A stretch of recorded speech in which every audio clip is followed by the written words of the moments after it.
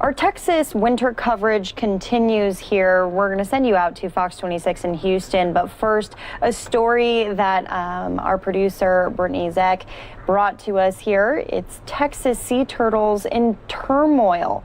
Volunteers in Texas have rescued about 4,500 cold-stunned sea turtles from frigid waters this week. The endangered turtles are among a number of animal species that have been gravely threatened by record cold temperatures in the state. This tweet coming in from Laura. She said that her mom's retired and she spends her winters volunteering at a sea turtle rescue center in South Texas, and that the cold snap is stunning the local turtles.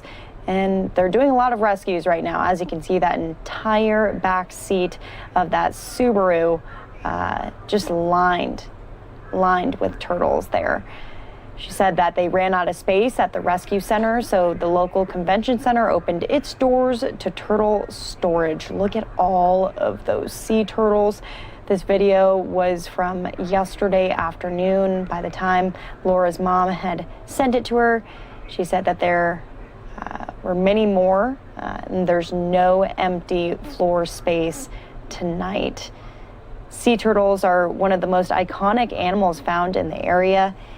It's also the only location in Texas where nests from all 5 of the sea turtle species that live in the Gulf of Mexico have been found, and all of those are listed under the Endangered Species Act.